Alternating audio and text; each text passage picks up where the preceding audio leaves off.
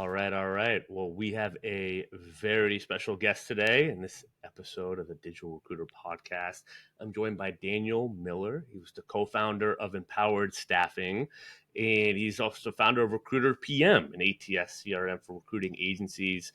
He is just an awesome guy. I've gotten to know Daniel over the last year and a half, and we just collabed, thought on the same level as he's building up his software and digital recruiters being built up and kind of sharing ideas. I've learned a ton from him and just really respect the way that he operates. He's super sharp, has seen it all. It just has some awesome tips with building an agency, ATS, what to look for with the email piece of it, especially with all those regulations, with job boards, how to get the most out of that. There's a ton that we're going to talk about today. This is going to be action packed. So I'm excited for all of you to meet Daniel Miller. Daniel, thanks for being here, man. Thank you so much for having me. I'm so excited to be here after watching you so many times. No, I'm excited to talk. I feel like we should have just been recording all our conversations over the last year or so because it would have just made this a lot easier. So I'm glad we decided to actually press record and just Yes. get this stuff out there because I think what you're doing, there's so much software out there. A lot of people trying to make a software play, and I want to get into how you got into recruiting, but just like from that piece of it, I'm excited for people to hear your story because like you're doing this as like it's as you, like this is everything, like right, like you wanted to do, wanted to build. So like talk to us, like where did this all start, right? Like how did you even get into this whole recruiting thing? Sure. Well, it's a crazy story, and it starts off when I was 15 years old. I know, right? I was in high school and I just switched from private school to public school.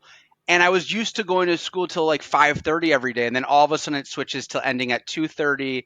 And the topics were a lot easier than what I was used to. So I started taking all the different subjects in school to the point where I wanted to drop out. I thought it was boring. And the principal tried to get me engaged with school, and the only way to do that was he thought of a great idea to get me involved in a company to learn real skills so I could leave school every day and actually get, a real life job and learn things that were practical. So I left every day at 10 o'clock and he got me a job at MRINetwork, a franchise office, which is back then one of the larger recruiting franchise, companies. And I started off as a researcher intern, and I moved up the ladder over the years. But I was the Boolean searcher. I was the sourcing guy, the guy creating all the backup tapes on cassettes for the ATS system. So, that was my start essentially. What? That is, you're the youngest age of someone I've ever get into recruiting that anyone I've ever talked to in my life on this podcast or other. You maybe the first like recruiting apprenticeship I've ever heard of in my life. That is incredible. 15, 16. What? That I didn't even know that. I should have asked this earlier. I'm almost glad I didn't though. What, that is fascinating. So what was it Yeah. like being in that environment? Like, MRI has been really successful and had some really successful people. Like, what did that do for you? I mean, they get like that business sense of what you could make in this industry, of how crazy it was. Like, what were your thoughts like walking in there? Walking in, I didn't know what I was getting myself into, like every other person probably on your podcast says, right? They Yeah. don't know what they're, and so that was true. And I was really young. All I knew is I wanted a job and I wanted to learn. And so, going in, I was with a bunch of older people who were hiring, and they were trusting me to do things, to make sure they were successful. So early on, I learned how to work with, people older than me that needed a lot out of technology. And I was the guy that was essentially helping with a lot of the transition to get people, to use more tools and more technologies than ever before at a time where it was kind of at the cusp of LinkedIn. And Yeah. so it was a really exciting time because, in the early 2000s, we were bringing in crazy amounts of technology to keep up. So it was really an exciting time back then. Wow. So I mean, this already explains so much as to kind of how you're doing what you're doing now. I mean, you started out this way. This is an evolution. to kind of how you got into the industry. So you move up the ranks. Did you recruit like through college? Did you take a break and then get back to it? Like, how did you decide to kind of make a career out of it?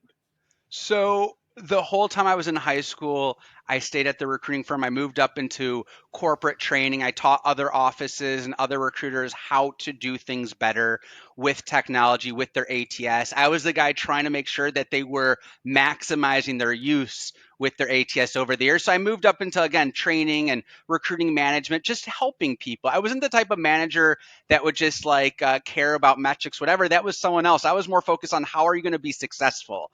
Yeah, they're telling you to hit your phone time and all these other things, but I'm going to tell you how we're going to do it. And I'm not going to make this a nerve-wracking process. Let's use tools and resources. So I did that for 6 years in MRI. Then after MRI, I never thought I was going to leave. I thought I was going to stay at the company forever. And I had a unique opportunity to finally help a startup company. And with MRI, that franchise, we worked with like billion-dollar companies, mega corporations. I never understood what it was to build up a startup. That wasn't something I learned, and I wanted that. I craved that experience. So I became a corporate recruiter. I got recruited out, became employee number 2 at a company called buyhappier.com, which became Digital Brandworks and sold. But essentially, I was employee number 2 at an e-commerce tech company that created a SaaS platform to help digital brands sell better on Amazon. And I was the guy that kind of helped them build out their company with all the employees. So I was a true corporate recruiter. So I went from agency to corporate. Then I had to bring on software as a corporate recruiter, more HR style, right? And vibe. And we built it up. We hit Inc. 500, fastest growing companies in America. We hit 40 plus employees. And when the company sold, that was when I parted ways Yeah. essentially. You're like, all right, I'm out of here. This mission accomplished in a sense. Uh, Totally. But I had yeah. a blast. I modeled our team's culture with our executive team after Zappos. So I hired people trained by the Zappos culture. So as a corporate recruiter, I learned how to hire around like building culture up too, versus as a recruiter, we're just kind of hiring. So I got both sides of the coin, which was good for me. Well, so how did that start? How did that impact you? Because I don't know if you went built your firm right after that, but like I guess kind of going back to the agency, how did that impact you? Yeah, and kind of change how you operated. I didn't think I was going to go back to agency. Yeah. I didn't know that was going to happen. And then when the company sold, and I didn't really want to do what they were part of at that point, which is more software focused versus having like our e-commerce operation, which was, a different world at that time. It was just a different vibe. Hiring slowed down, and I decided it wasn't for me. And they still needed me though. So when I left the company, they asked me to stay on as like a contract recruiter. And then when that happened, other firms found out I was doing that as a contract recruiter. And so a bunch of companies locally started calling me saying, "Hey, I knew you built up that e-commerce company. Can you do it for me?" So all of a sudden, e-commerce companies, ad agencies started calling me to start building up their teams because those industries were really picking up back then around 2012 when the whole transition to e-commerce really blew up essentially. And so our whole business started really blowing up in the digital and e-commerce realm and then working with those types of companies, but it was very organic. I became everyone's corporate recruiter.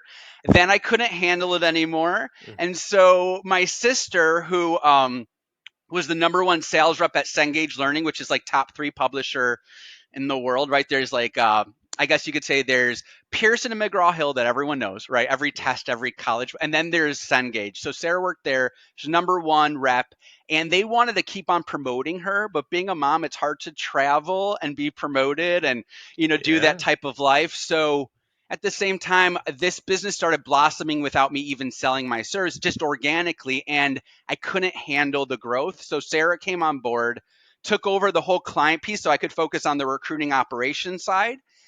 And then we essentially built an agency together. And believe it or not, she fired every client of mine basically and restarted our whole agency to make it more scalable. But still, it was a really fun experience to kind of build something from an organic start.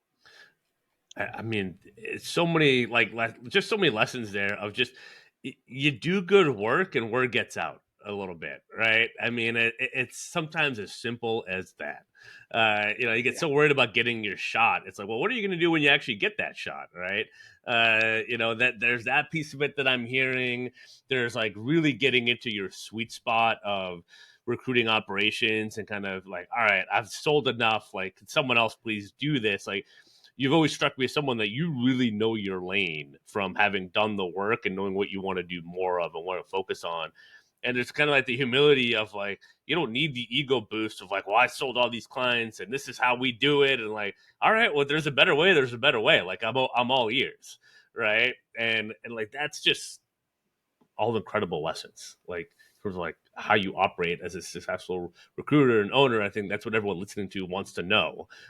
So yeah, that's awesome.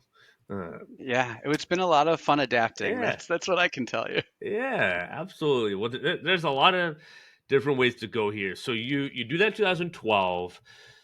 Then, I mean, you guys have been running this thing since, right? And I know I see Sarah's still hands on. You start to build out like more and more of the operations. What inspired you to be like, well, I just gotta build this thing like this ATS, Recruiter PM.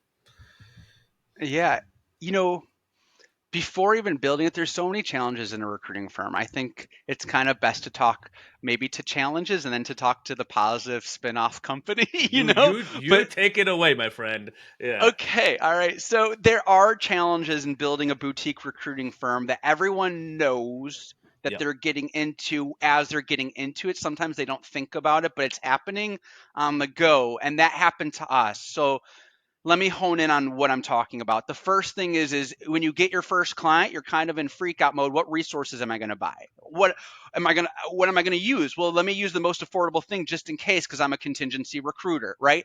This became something that was a little bit scary as a vibe. So what we did was, thank goodness we focused on what are the best resources that will give us the best ROI. And because of my years of being in the game, I went with one of the most expensive resources, and that was one of the scariest moments of our life as a recruiting firm. Actually, is signing the LinkedIn contract. It was, oh my god, I was like, it's DocuSign, but I was like, oh, like what are Yeah. we doing? But I knew that if I signed that contract, the ROI was going to boom, right? And then there was other things like BD and sales. That's a scary thing. How do we do that? Cold calling? Okay, then we're going to be like every other schmo. What are we going to do to differentiate? And that became another challenge. How are we going to do sales and BD? You just fired all my clients. You said they weren't what we want.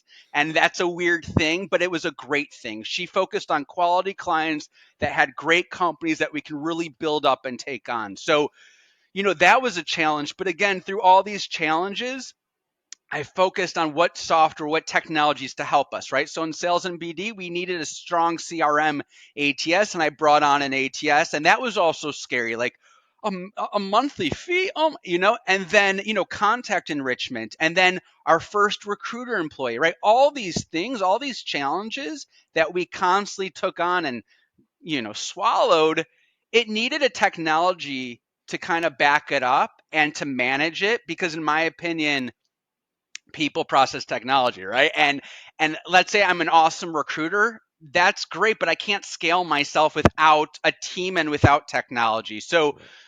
we went to the market, we brought on an ATS. I have to say that, I worked with a lot of the same ATSs for so many years. I'm not going to badmouth any one of them. They're all wonderful companies, great founders, great people. That wasn't my thing, but I was never pleased. And the people I've ever always trained, they were never pleased. We always wanted essentially something that to solve all these challenging points, to manage all those challenges, team management, this, that, whatever, but in one software, so I didn't have to get 20 different marketplace apps, right? So in 2019, because we were spending so much on so much of a tech stack that I didn't even, we kind of started looking at it. I decided let's make our process better, let's make training better, and let's create an all-in-one so I can onboard recruiters faster and let's just make it a better experience as an agency owner. So essentially, we built a software for ourselves. And then when our clients and our HR departments and everyone started seeing it, they were like, you guys are morons. Take it to the public. Everyone needs this. So, that's when I really left the company, and I had my sister take over the staffing agency, and I just focused on the software. Yeah, and I know you've been all in, and I love what you touched on with the tech stack and how scary it is, and but also just the way you look at ROI. It's a post I had this morning, which was everyone's always at, well, what's the ROI? What's the ROI? The ROI is what you make of it, right? I mean, if you can't be enough of an adult to be like, all right, I'm a recruiter, my people are on LinkedIn, I'm going to get LinkedIn Recruiter, then it's up to me to figure out how to get the ROI, or up to you, because, whether it's that or Sales Navigator, like you got to do something, right? As you mentioned, you don't have to do all the things, but you have to do something, right, to kind of help alleviate. But like you determine getting the ROI. That's why I switched from telling people, I'm big on Sales Navigator. I don't care if someone pays for a recruiter, but what's your plan? How are you using it? What's your approach? Right? Are you trying to get quality clients? Or are you trying not to get quality clients? Right? Like, how are you discovering that? Are you going to leverage LinkedIn content? Are you going to maybe think about automation or no automation? Right? Or are you going to optimize your profile so the people you send those emails to actually know what you do? Right? And why they should respond, right? There's so many of those. It's like you can actually determine your own ROI. And that's what I know you kind of glossed by it. You're like, I know I was going to sign, I was going to get my ROI, but like, that's why, because you're that type of person that it's like, I'm going to figure out how to get the most out of this. It's like every step of the way, like if that's the mindset, like you're going to have success, right? And you're also going to kind of know when it's you or when it's the tool, right? Or maybe it's a little bit of both.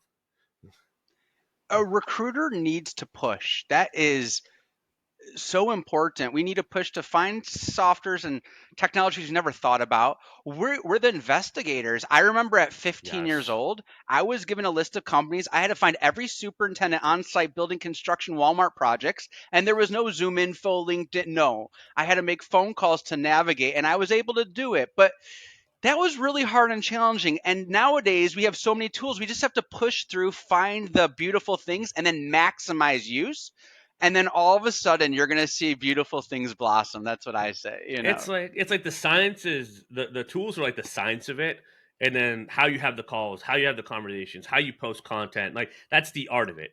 And you have to have both, right? And I see people get in trouble when they do one or the other, like solely or too much. Right? You got to find that harmony behind having enough tools to amplify your efforts, but also having the art of it, and that's the relationship, that's the communication, that's as you said, that we're discovery, we're investigators, we have to do that to make the match. We have to, making a job switch is a huge deal. Like bringing someone on your team it's a ton of energy into all that. So we have to really respect what goes into that process and the amount of energy it takes. Right. So it can't just be scientific and cold, but it can't all just be, well, we love everyone. And so that's why we're doing this. It's got to be a healthy balance. And that's what's believable. That's what stands out. And that's what's the most effective.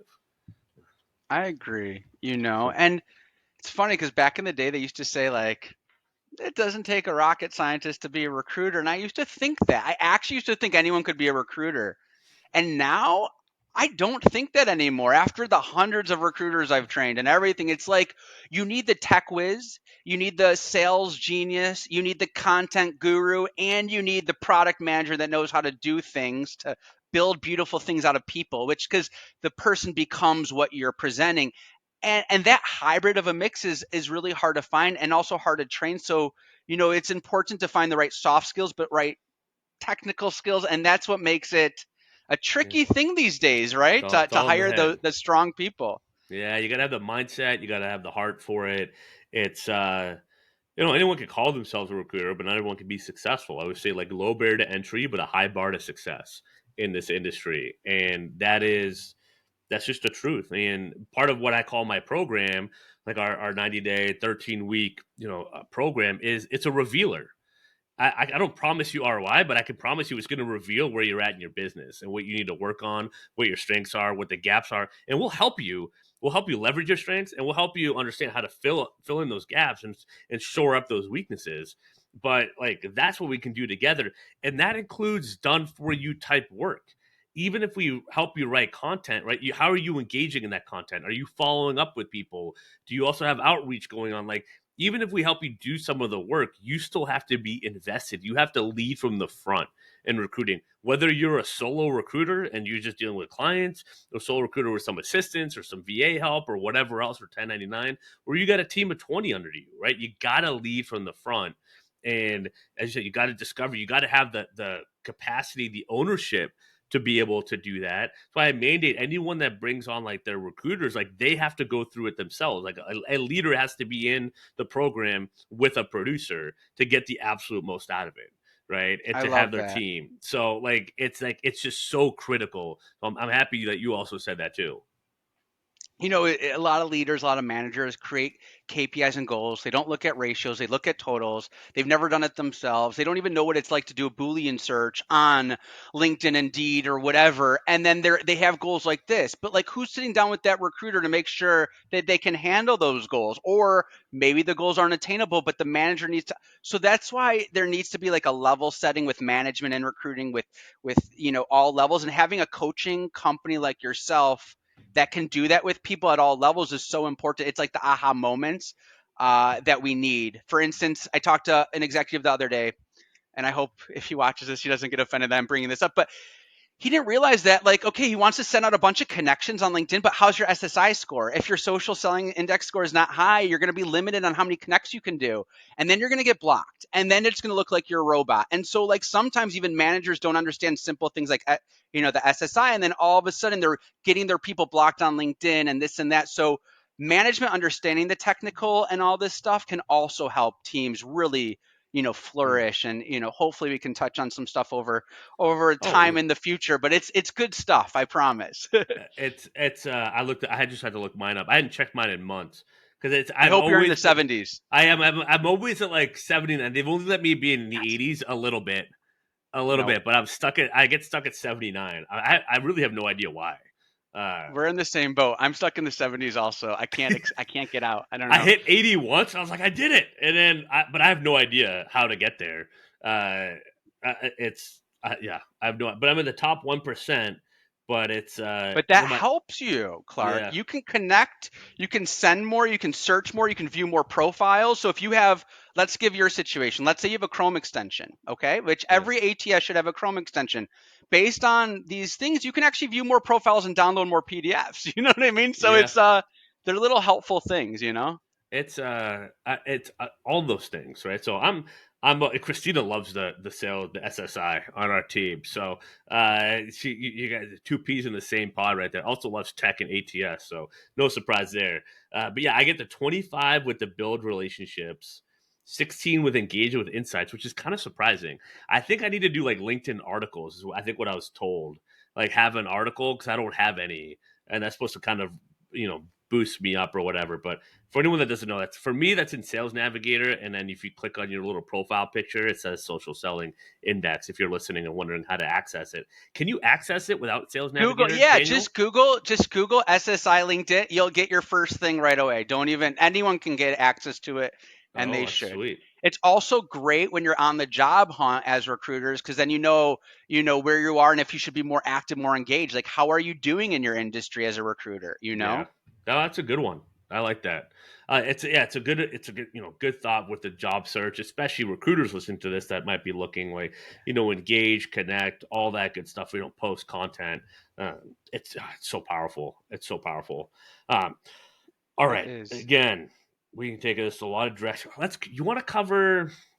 I know this has been a hot topic this month. You want to cover the email piece right now? Yeah. Yeah, All let's right. let's go into email. I think Yeah. it's fun to talk on stuff that people are uncomfortable with, but everyone's doing it, So Yeah, well, I don't do so. I don't do much with email, so this is where I oh, lean on kind of people like you that have done more, engaged in it more. I mean, most of my email is really just warm email. I don't really touch much in cold email at all. My thing is LinkedIn to get to warm email to get to warm calls. But yeah, talk to us about kind of what the changes, that the regulations, and kind of how you're attacking them, right, and how you're working with them. so cold email is a strategy for both recruiting and BD sales. And cold emailing could be done without even realizing it sometimes. The idea is cold email means the person's receiving the email and doesn't know you, right? If they didn't opt in to receiving communication, it's automatically cold email. And that means you have to adhere to all the spam rules of America. If you're in America, if you're in Canada, you can't even cold email a consumer. You can only do businesses, and that has to be like there's so. I mean, actually, Canada, I highly not do. Definitely stay away without reading all those rules. But depending on what country you live in and the country you are messaging, you really have to look at every country's rules. Everyone has their own set. In America, every single email they have to have an opt out, right? They have to have your contact information, your address, all of that, right? You have to honor the opt outs. People sometimes don't honor the opt outs, and that's the whole thing, right? So little things like that are important, but then like even more so, there's a lot of things on compliance that are just killing people. Like, for instance, if your deliverability rate is below a certain amount, let's call it zero point zero 0.02 on the Mailgun servers, they may kick you off of Mailgun. So even if you have an opted in list, but the emails are old and you're starting to get bounces, that can hurt your whole domain. So you really want to look at compliance on technologies that can do email verification for you before you send out also. Because again, even little things like that can hurt your whole domain and what have you, and mark you as a spammer. But there's a lot of things like those elements that are really important to dive into, and that's why I even created that fun little guide to help people, because everyone was asking questions on this. Oh, and I love this the value that you share in the Facebook groups on LinkedIn and these guides. I mean, it resonates with me because what we try to do, and I see your stuff, and I'm learning from it. And I'm like, this is great because this is stuff I don't really cover, but I can share it with my crew and my people, and like they can learn. How are you tackling that, like with Recruiter PM? I mean, I got to imagine like something like you've been working in the weeds on and fixing. Is that like something that you're fixing, but not everyone else in the market is fixing? Like, I guess like how are you guys addressing it, and how do recruiters like know if they're in line with their system, because they're probably just assuming that their software has them in compliance, right? So it's an issue. I think a lot of people use an ATS and they use the Mailgun servers and all these things, but it's against the Mailgun user policy to do cold email. You can't do that in your ATS. It's against the policy of that mass server. The mass servers in an ATS, and the whole goal of that is so you can send out 50,000, 100,000 emails in a second, but that's only meant for newsletters, people that know you, what have you. Those servers do not allow cold email. If you go to any one of those websites and look at the terms of service, and if they find out you're doing it, they will kick you off. So even if your ATS allows you to do mass email and you're doing cold mass email on those servers, you're really not allowed to. How people really need to do cold email, and it's complicated, but it doesn't have to be. So I'll break it down into easy, right? Step one, buy alternative domains. .ios and .nets are wonderful. They give more credibility than others, right? But I would say .net, .io, other .coms, but you want alternative domains. You would then want to, with those alternative domains, not send out any emails for at least a week or two. Like if they see you start sending off on a brand new email account right away, they freak out. And then you want to essentially warm them up. What that means is you can use a warm up service like warmy.io has it, or Instantly has their own built-in, Lemlist has their own built-in, Smartlead has their own built-in. All the cold platforms have it built in. And what warming up does is it starts sending off emails to a bunch of people that are real human accounts. And it starts seeing if it lands in spam. And if it lands in spam, it takes your email out of spam, puts it in the inbox, and it trains the email servers that you're a real human doing good email, and then it replies back and forth to show engagement. So that's now, listen, it's a little bit, gray area, but there's all the companies are doing it. I don't allow that in my system, so I always refer people to other platforms that do email warmups. Yeah. But every system has either an email warmup or will refer you to a warmup, and then once that's starts going, they make sure you have DKIM, DMARC, and SPF set up, which means nowadays you can't send out email from your email unless these things are set up to show you who your brand is, who's sending out email to the servers. So you need your tech guy setting it up right away. Every company needs this, even on your normal email server. You need the DMARC setting set up, the SPF, because that tells all the servers going forward that you're a real person and there's a company behind it, what have you. But the warm up servers will help you with that process too. So if you're not technical, it's nice because they'll make sure everything is set up. But those are like some of the beginning steps, you know what I mean, to set Absolutely. it up. And then you have to start following the limits. Like Outlook and Google have limits, but if you go to their limits, they're going to think you're a spammer. So the goal is to do very small amounts of cold email every day. So if you have 3 to 4 domains, each domain is sending, let's say, 20 to 30 pieces of email a day.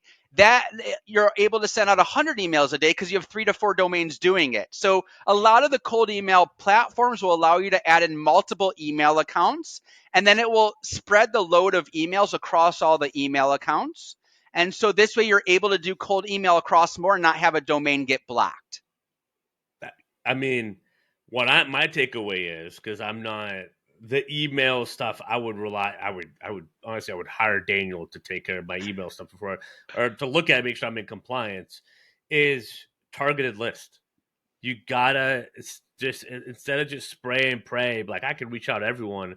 This is where we always talk about targeted lists. Like, know your value prop, know your ICP, spend your time prospecting intentionally, and curate that list, and you'll get way more out of the cold email.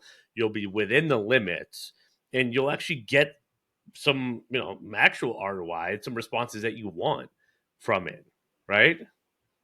Yes, people are making lists of 200, 150. That's cool. But lists of 50, 100 people, that's great.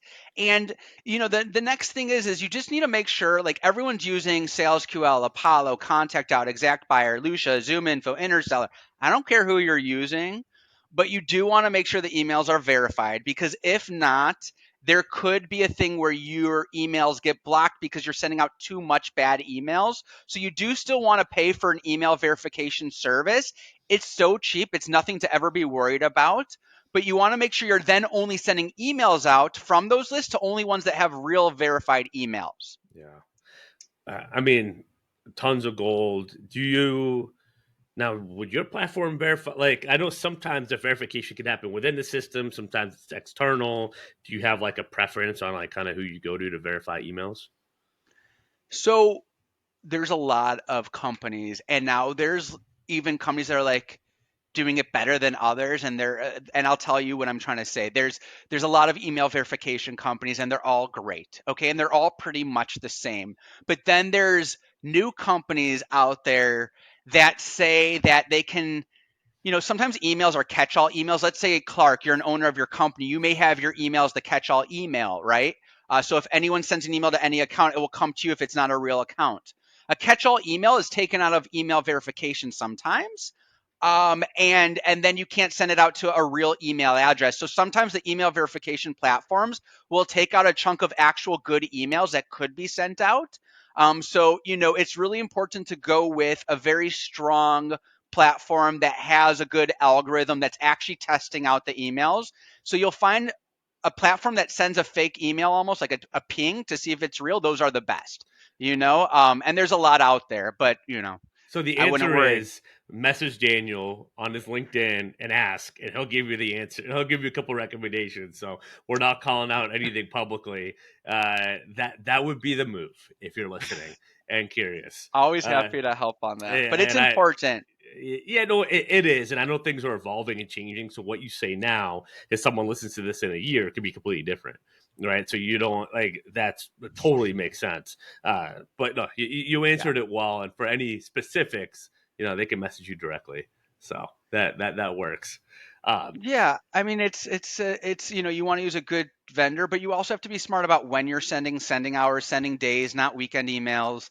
All those little rules, compliance, how you write your content. I'll let you and your team talk about content on that, but all that is almost just as important as the technical. And if that doesn't work, nothing will work. So the engagement factor and how you write and the content, that needs to be a whole nother take because no matter what you do on what I'm talking about, the technical, if they don't follow, your advice, On the other side, it's actually a scary game. There's no point to do email then, actually. Yeah, You know? if you don't have the what's in it for them, it doesn't matter.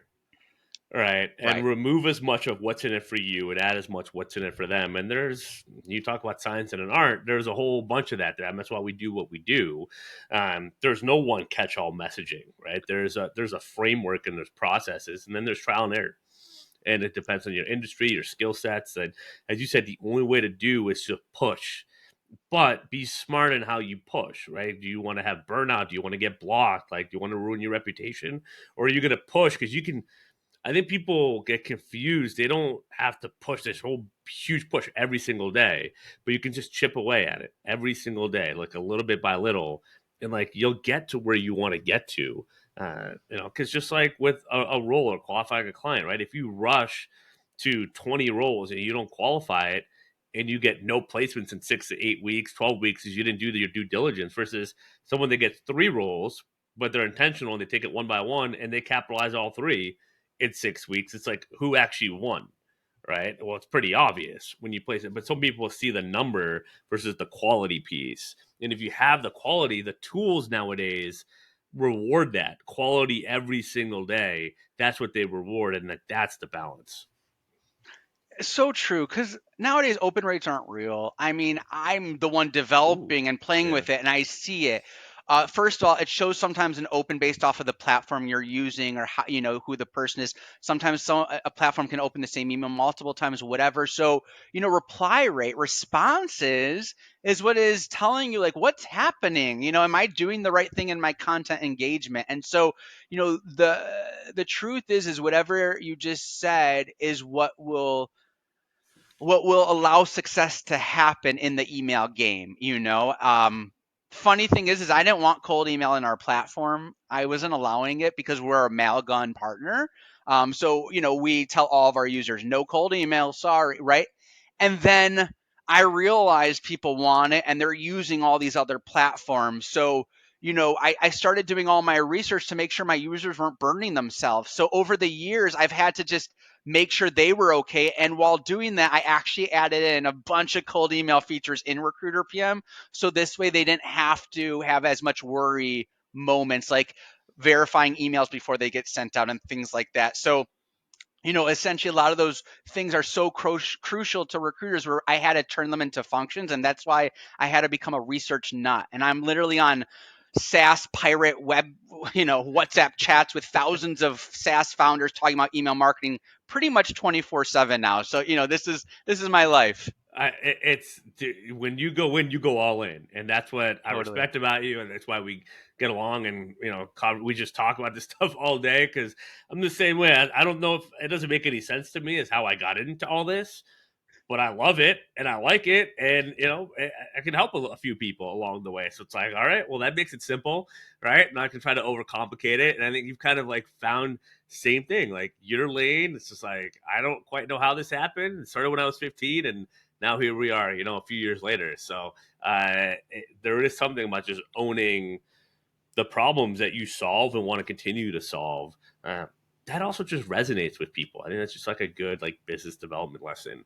It's just like to go all in, like with whatever you're doing in recruiting. Like just own it and be proud of it and be open to learning more and solving and giving to give and not giving expecting to receive and take back and all those little things. And when you do that, you can have a pretty crazy network of Oh, people yeah. that'll have your back, that'll buy from you, like all that. It's pretty cool what can happen.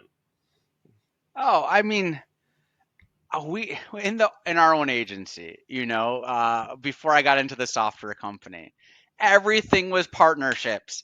We didn't cold call, we didn't email campaign. I mean, I had to do this with people but everything we did was like, what are we putting out to the universe? Getting written up in our content was king for us. So getting written up in articles, writing in Forbes, for Forbes, all of that.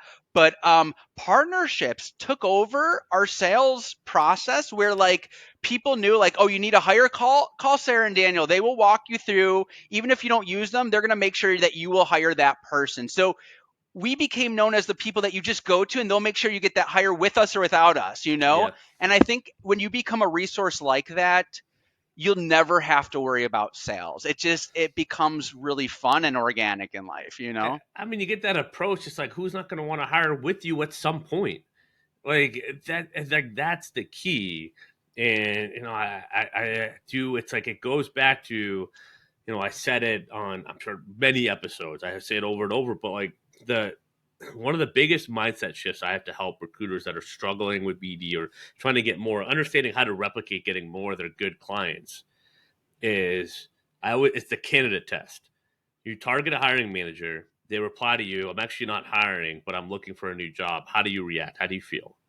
And if they're like, oh, I'm so bummed or it's stupid, I'm trying to just get a client, I'm like, okay, well, they get a new job and in 4 months they're going to have 20 open roles. How does that change how you react to them? Oh, well, I guess I would talk to them now. Exactly.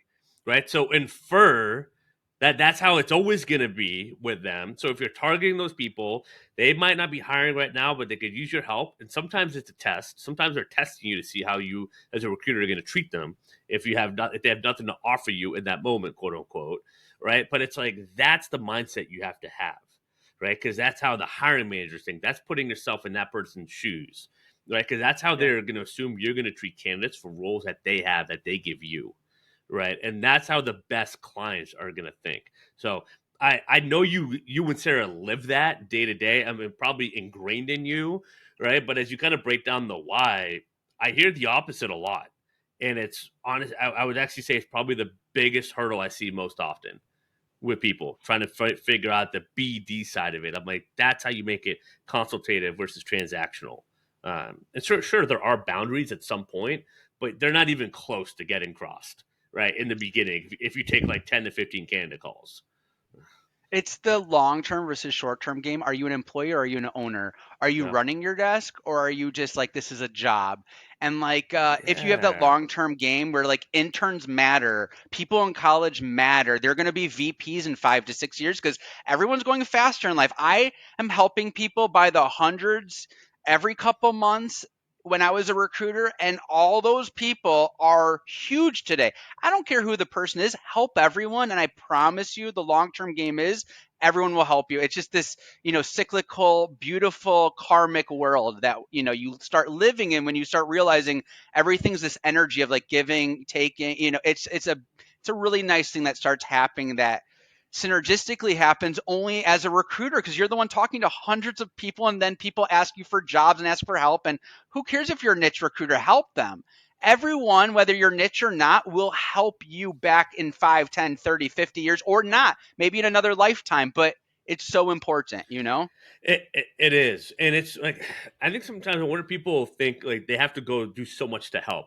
Sometimes all I do when people message me about a role, a certain industry, I was like, look, I don't recruit day to day, right? So I'm not going to pretend that I do, but I know this person and that person and this person on our team could help you, right? Like connect with this person on our team, connect with these other recruiters that I know, be connected and message them, like just like I can kind of just pay it forward and open their eyes to someone else. I don't have to take on that whole responsibility, but I still help that person, right?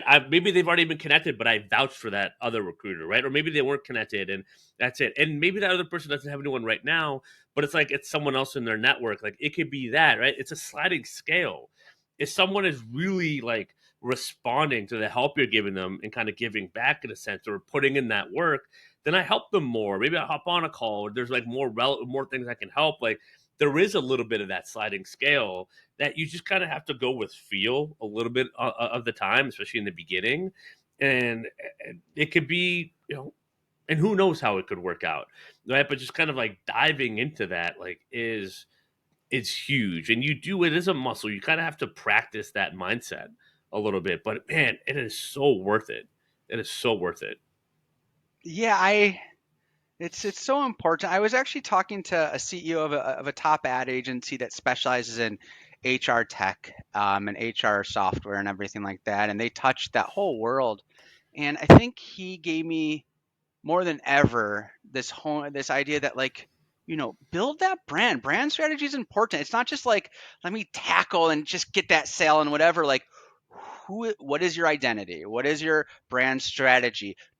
Are you known for what you do in a certain area in your location? If you walk out the door, you know you could be the most famous person on your block, and that means more than being, whatever, with a couple random people across the world, because that will build your community to spread your name. So sometimes that brand identity, brand strategy, if you start on a local level in a certain small community, whatever, it does tons for you. But when you take that brand strategy and identity on every conversation, who am I, what's my goal, what am I trying to do, it really elevates your company, and it takes you to a place that thinks you beyond the typical, like, what, pay-per-click model that we're all so accustomed to, that we all survived on the last 20 years, right? Like, it's lead conversion, but guess what? It's not about lead convert. Let's get these people, all the people that know about us ahead of time, so when they become a lead, they bring us first. They're not comparing us to 20 different other people. So it's like, Exactly. how do we get them here? And that's what I love your stuff for, Clark, and all your everything you're doing on content, because that's what your focus is on, and that's what will bring success. Yeah, it's how do I cut the line? I mean, that's really it, right? How do I cut the line? How do I almost eliminate the rest of the line? Not physically, but just, like it's not even, there's no other option, right? It's like, it's maybe I don't need a recruiter coach right now. Maybe I can't invest in one right now, but when I can, I'm going to Clark, right? And that's what I want, all right? Or someone stumbles across me, they see the content, and they're ready to invest. Like, that's who I want to work with. And I'm like, great. Like, I cater to both, right? And I'm completely okay with that. It's not catering to the result. It's catering to, as you said, the brand identity, the process, and Which falling is in a love with that. 12-month game. It is not overnight. It takes at least a year. People need to invest in this. And Yeah. I've been doing it forever, and I'm still nowhere close, honestly. Yeah. But it is a 12-month game, and I don't work for your company, so I can say this. If people are looking for quick, you may get quick, but if you do 12 months, that next year will be so kick ass, you won't Oh, even realize how much business will be coming in? dude, it is so fun. It is so fun. I can't believe it. And I look Yeah. back and, man, I was getting calls like pretty quick on all this stuff. But I mean, I did some pretty good leg work and I was in it already. But then I hit the 6 month mark and then I hit the year mark. And now it's like I can just push. I was telling Kevin, a content coach, the other day, like, I was like, oh, it was down last week. The algorithm got jacked up or whatever. And I never really blame the algorithm, but it is what it is. I'm like, I'm going to push it this week. I'm going to kind of see what I can do. I'm like, sure enough, I see them rise again. Like, it's just like when you have it that dialed in, it is so fun because you can kind of it feels like a superpower. But then on the other end of the equation is I get to talk. Like, I've had calls today. I've loved every single one of them. I've talked to people that bought the course in December. I've talked to you on a podcast. I've talked to current clients, right? Like people that can be prospective clients. Like, and it's just so fun because these problems are, to me, are worthwhile solving. And in our industry, when you solve some of these problems, they're life changing for revenue and money, and you could go into a different stratosphere at times. And so, like, that's what's like amazing to me about all this. This thing, times like I can have this much fun, help people solve some problems, and they can make some life changing money at the same time. It's like a trifecta in a sense. It's like, what else could I ask for? So, Right. and I know you're doing kind of some of the same thing with everything you're doing. And I don't know, maybe that ties into maybe some of the job board conversation because that to Yeah, it me, I didn't does. even know half the stuff. I'm actually going to learn some stuff here in the next few minutes as you talk about it. Like, I've I'm been wanting excited. to talk to you about this. So give us Yeah. the job board gravy. Okay. If content is so amazing and crucial, and posting is kind of hard because you have to be creative and you have to think, and it takes a second, then you're judging yourself for the next 2 hours, and then you have two people see it, whatever. That's like the content game for recruiters, salespeople that we all know and love. But there's a content game called job descriptions, job posting. There's a content game called employer candidate experience, where what you say on your website and how to engage, right?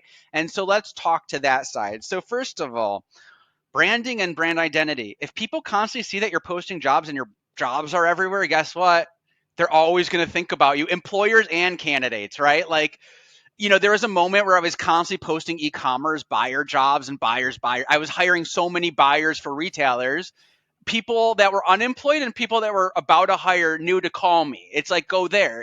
They're always posting. They probably know. And Yeah. so the benefit is, if you post constantly, you will become known without any money. I mean, that's the freebie. Now, don't post fake jobs, which I know people may get that idea from me saying that. Please don't. I used to play with recruiters that did that, and it's mean and it's cruel. Don't do it. People should Yeah. only apply to real jobs in life. But the job world has changed. Okay, there's a lot of unemployed people over the last 5 years that applied, which means they were put into their databases. So all these job board databases became humongous. So all of a sudden, you're a blue collar recruiter. You can't find candidates because guess what? It's busy season in blue collar world right now. Like HVAC, hot as hell right now. Yep. Electrical, plumbing. You can't even find them if you wanted to, right? But guess what? When there were moments of unemployed times, all those people applied in all those databases, ZipRecruiter, Indeed. So guess what? Now you have pools of crazy amounts of people to tap into and the job boards that previously applied that maybe some people don't think about. I had one firm, they were on Indeed spending $30,000 a year, didn't even do resume search. That was just job posting. I got them into doing searching and sending out messages. Now they're making $700,000 a year off of Indeed. Okay. That's just one example that you can make off of Indeed messaging. It's not a joke. I did the same thing with LinkedIn. They didn't realize the in-mail potential. They were just posting jobs. We did in-mail. Now they're at 900,000 in revenue just in that channel, right?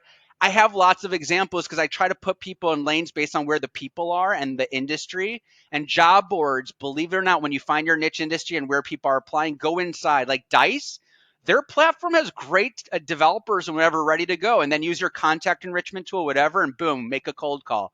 But having access to these pools of people that may or may not be on LinkedIn is important, right? So that's one conversation. But the next thing is every ATS has organic job distribution, okay? Which means if you have it, use it. When you have a job in there, I don't care if it's going to be confidential, post it. Let everyone know you have that job. It's free. Every ATS has. And if they don't, I'd be shocked, okay?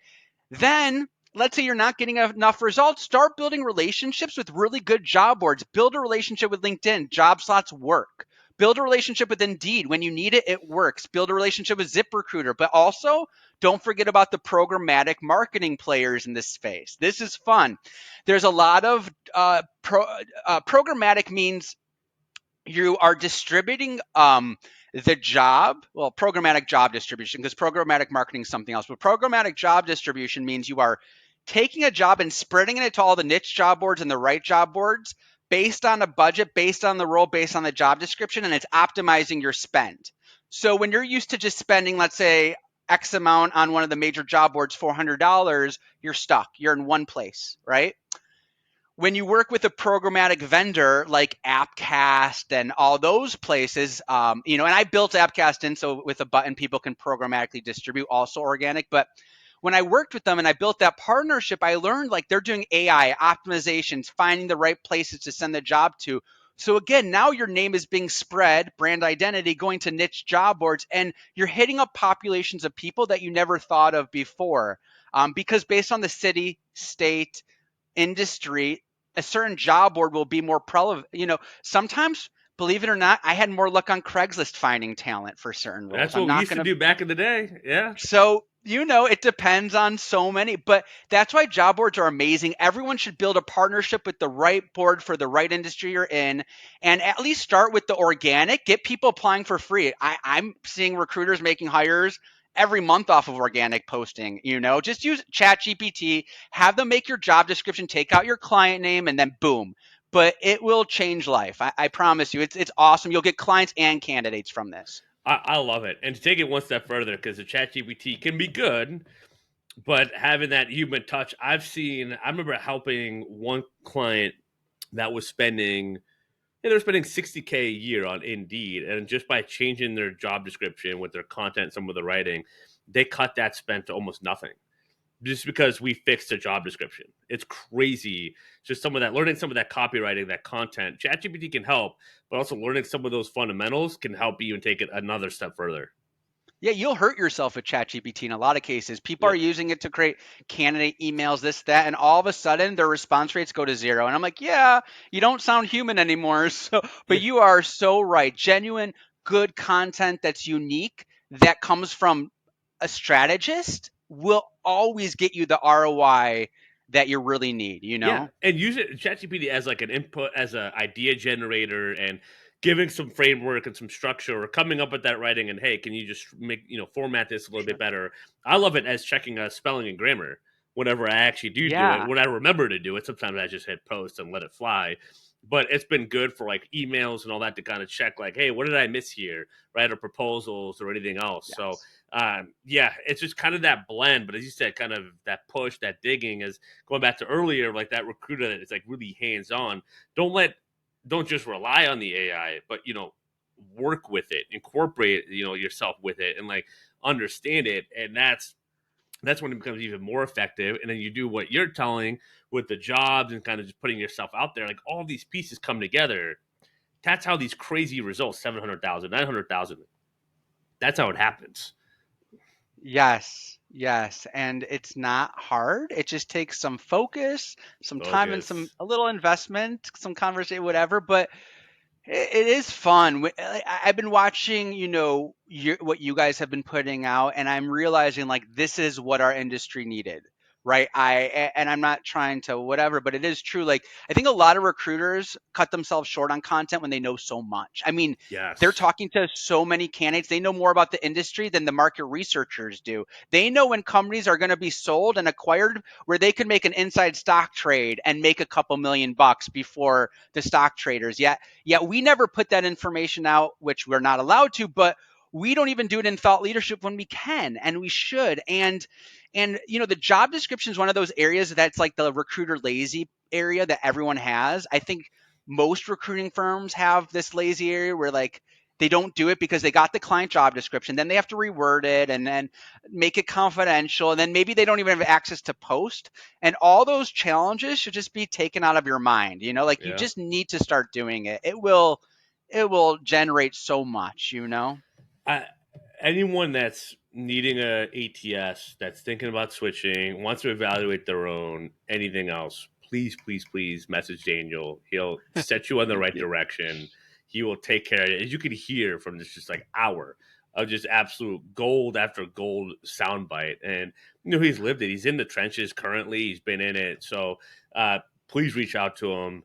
Dude, you are a wealth of knowledge. This is like has to be part one. I'm already trying to figure out how to bring you on as a digital recruiter coach immediately I'd after love this to help everyone. conversation. Yeah, no, it's we're gonna get you folded in more, and I got some like fun ideas and for what we can do and teach and add value. And there's such a some different components, and I really see this digital recruiter brand as being it's not just me. I've never wanted to be my name. That's why it's digital recruiter, not Clark Willcox.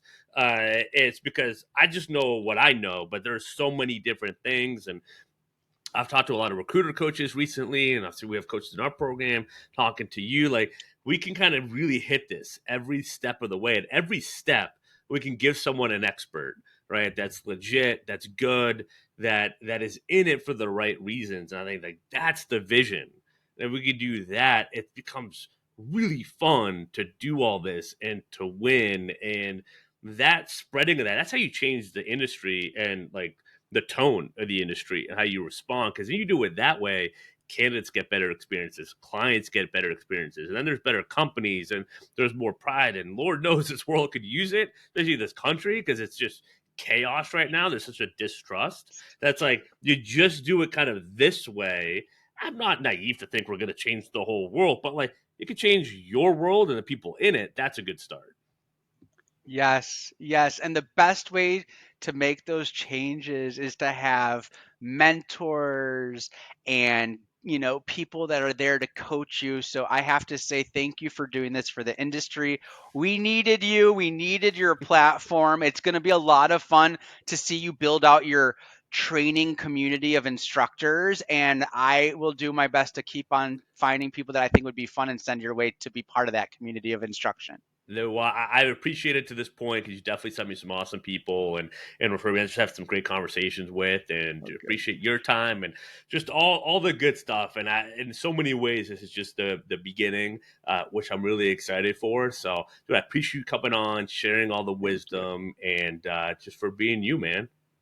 Thank you so much. It was great being here, and I look forward to more. Likewise. All right, Daniel. Thank you. And we'll have his Thank profile website, in the episode section. Check that out. Make sure to thumbs up, 5-star, whatever the rating system, whatever platform you're on. We appreciate you listening in, supporting the podcast. And if you have questions for either of us, always reach out anytime on LinkedIn. You know where to find us. Until next time, happy hunting, guys.